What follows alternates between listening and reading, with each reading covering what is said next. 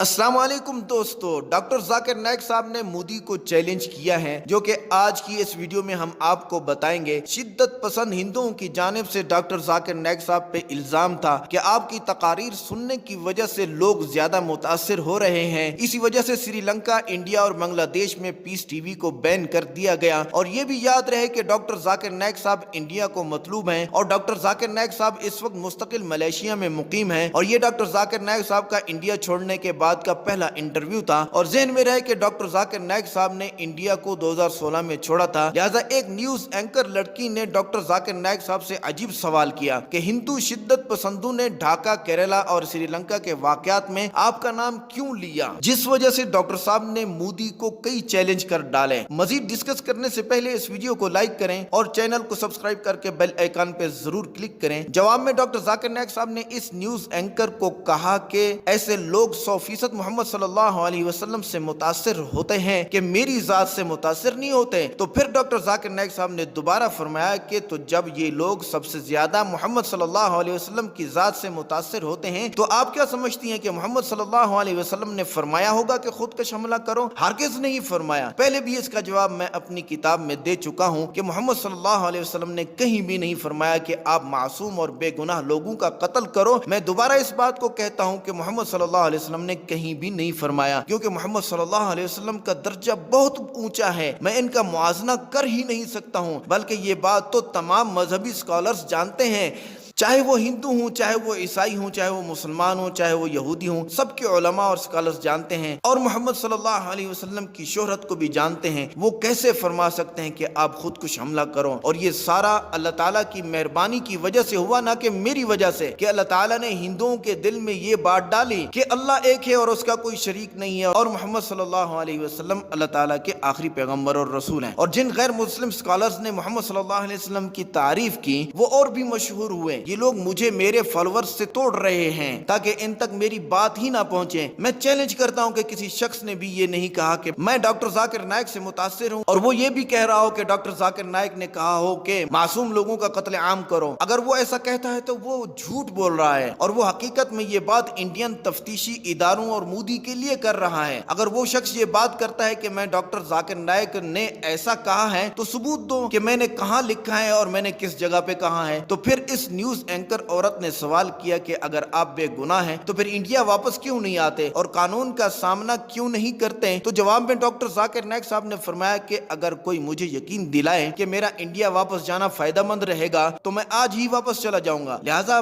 مجھے انڈیا میں جانا فائدہ مند نظر ہی نہیں آ رہا، میں نہیں چاہتا۔ لیکن میں محمد صلی اللہ علیہ وسلم کو دیکھتا ہوں کہ ایسے موقع پہ انہوں نے کیا کیا۔ جب وہ مکہ میں تعداد میں کم تھے تو وہ خطرے میں تھے، تو اللہ تعالیٰ نے ان کو فرمایا کہ اب آپ ہجرت کیجئے، اور انہوں نے ایک عام انسان کی طرح ہجرت کی۔ ہم مردہ ہیرو نہیں بن سکتے کہ میں انڈیا واپس چلا جاؤں اور وہ مجھے مار دیں اور میں مردہ ہیرو بن جاؤں۔ اگر اس میں بھی میرا فائدہ ہے تو میں انڈیا چلا جاؤں گا۔ اچھا، اگر میں واپس جاؤں تو کیا ہوگا؟ مجھے قانون پہ یقین تو ہے، لیکن یہ قانونی نظام پہلے بہت اچھا تھا، جیسا کہ میں نے پہلے بھی پچھلی حکومت کے بارے میں کہا، یعنی اگر بی جے پی حکومت سے پہلے والی حکومت کے خلاف ہم کوئی بات کرتے تھے تو ہمیں 80% انصاف مل جاتا تھا، اور اگر ہم آج بی جے پی حکومت کے خلاف بات کرتے ہیں تو ہو سکتا ہے کہ ہمیں 10 یا 20% انصاف مل جائے۔ اگر ہم ماضی کو دیکھیں کہ جن غیر مسلموں پہ دہشت گردی کا الزام لگا اور تفتیش کے بعد 98% کو چھوڑنا پڑ گیا تو ان کے وقت کا کیا ہوا؟ ان کا وقت تو ضائع ہو گیا اور وہ لوگ کتنے ڈسٹرب ہوئے ہیں۔ اسی طرح اگر میں انڈیا واپس چلا گیا اور مجھے 10 سے 15 سال جیل میں جانا پڑا تو میرا سارا مشن ہی برباد ہو جائے گا۔ تو میرے ان 15 سالوں کا ذمہ دار کون ہوگا؟ تو میں کیوں بے وقوف بنوں؟ لہٰذا اللہ تعالیٰ فرماتا ہے کہ مجھ پہ بھروسہ کرو لیکن اونٹ کے پاؤں بھی ضرور باندھو، یعنی ظاہری اسباب کو اختیار کرو۔ پھر اس نیوز اینکر لڑکی نے سوال کیا کہ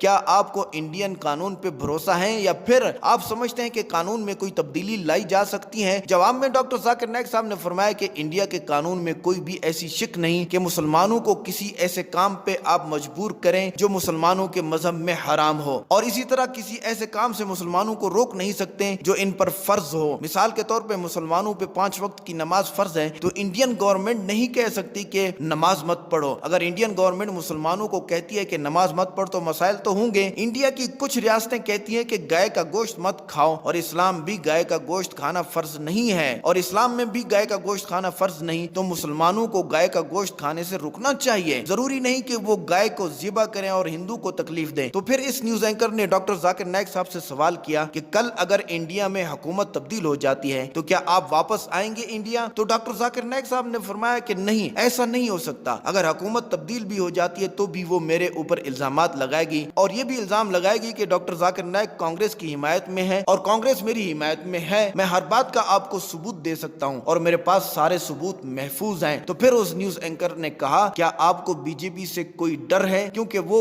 پاور میں آ جائے گی؟ تو ڈاکٹر ذاکر نائک صاحب نے فرمایا کہ مجھے پورا یقین ہے اور میں تو مسلمانوں اور انڈیا کے لیے ڈر رہا ہوں کہ ان دونوں کا نقصان ہونے جا رہا ہے، کہ یہ ملک کتوں کے پاس جا رہا ہے۔ پھر نیوز اینکر لڑکی نے سوال کیا کہ کیا آپ ان شدت پسند ہندوؤں کے بارے میں پریشان ہیں یا کوئی دوسرا مسئلہ ہے؟ اس پر ڈاکٹر ذاکر نائک صاحب نے جواب دیا کہ اگر آدمی میرے پاس آتا ہے اور کہتا ہے کہ میں وید کے تمام قوانین کی پیروی کرتا ہوں اور اس کے ساتھ میں خوشی سے رہنا پسند بھی کروں گا، پھر صرف وہ آدمی کہہ رہا ہے کہ میں ہندو ہوں، کیا مودی ہندو تعلیمات کو پورے طور سے جانتا ہے؟ آئے آپ مجھے اور مودی کو ساتھ بٹھائیں، پتہ چل جائے گا۔ اور مودی ہم وید کے بارے میں باتیں کریں کہ وہ مودی کتنا بڑا ہندو ہے۔ اگر آپ واقعی ان کی بنیادی قوانین کو جانتے ہو تو آؤ ڈسکس کریں۔ اگر ایک آدمی کہے کہ میں ہندوازم کو فالو کرنے جا رہا ہوں، میں اس کی بہت زیادہ رسپیکٹ کروں گا، تو وہ اب کیا کر رہے ہیں؟ ہندوازم اور ہندو تعلیمات تو یہ کہتی ہیں کہ دھوکہ نہ دو، جھوٹ نہ بولو، اور جھوٹ بول رہا ہے تو وہ کیسے ہندوازم پہ عمل کر رہا ہے؟ وہ تو صرف اپنے ووٹ حاصل کرنے کے لیے یہ سب کچھ کر رہا ہے۔ تو پھر نیوز اینکر نے سوال کیا کہ کیا آپ نہیں سمجھتے کہ کانگریس کرپشن کر رہی ہے؟ اس پر ڈاکٹر ذاکر نائک صاحب نے جواب دیا کہ 100% یہ بات درست ہے کہ کانگریس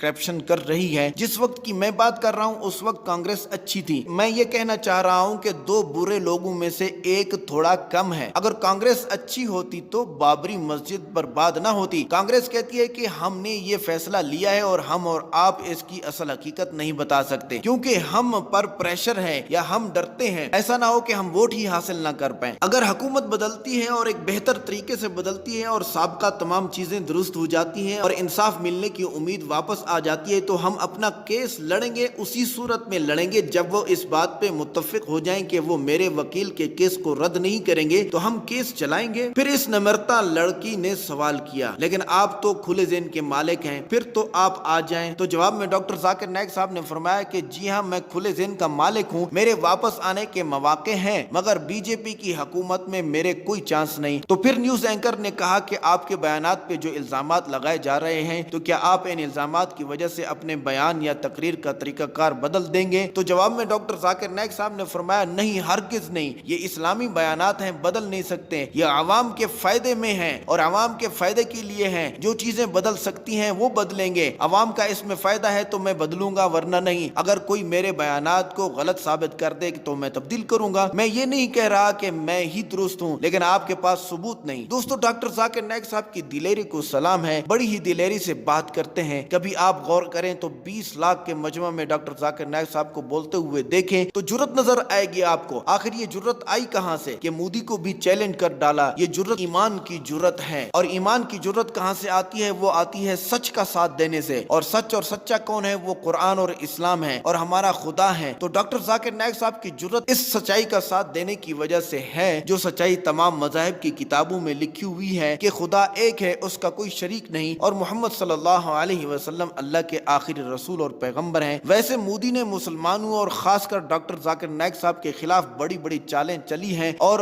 بڑی بڑی چالیں چل کے ہی ووٹ حاصل کیے ہیں، اور ہندوؤں کو مسلمانوں سے لڑوا کے ہی ووٹ حاصل کیے ہیں۔ اسی طرح پاکستان کے خلاف بول کر ہی ووٹ حاصل کیے ہیں، بلکہ یوں کہنا بہتر ہوگا کہ پاکستان کا پانی بند کر کے ہی ووٹ حاصل کیے ہیں، بلکہ اس سے بھی زیادہ وہ بھیانک کاروائی اس وقت کشمیر میں ہو رہی ہے کہ مسلم نسل کشی ہو رہی ہے، اور پتہ نہیں عورتوں کا کیا حال ہے۔ انٹرنیٹ بھی بند ہے، لیکن مودی کو ماضی کے ظالموں کی طرف جھانکنا ہوگا کہ ان کا انجام کیا ہوا۔ فرعون نے خدائی کا دعویٰ کیا، اس کا کیا حال ہوا؟ حامان اور نمرود نے کیا کیا گل کھلائے، انجام عذاب آیا۔ روس کمیونسٹ ہے، 14 مسلمانوں کی ریاستوں پہ ظلم ڈھائے، انجام بھاگنا پڑا۔ امریکہ نے افغانستان میں بڑے ظلم ڈھائے، انجام نقصان کے ساتھ ہی بھاگنا پڑا، اور افغانستان میں تو انڈیا نے بھی ساتھ دیا۔ اب طالبان کی طرف سے انڈیا کے خلاف کوئی بیان سامنے آ رہے ہیں، انجام کیا ہوگا اللہ ہی بہتر جانتا ہے۔ دوستو، بھلے ہی علماء کو ڈاکٹر ذاکر نائک صاحب سے لاکھوں اختلافات ہوں، لیکن اس بات میں کوئی اختلاف نہیں کہ لاکھوں ہندوؤں کو اللہ تعالیٰ نے ڈاکٹر ذاکر نائک صاحب کے ہاتھوں ہدایت دی۔ تو ڈاکٹر ذاکر نائک صاحب کا جواب کیسا لگا کمنٹ کر کے بتائیں۔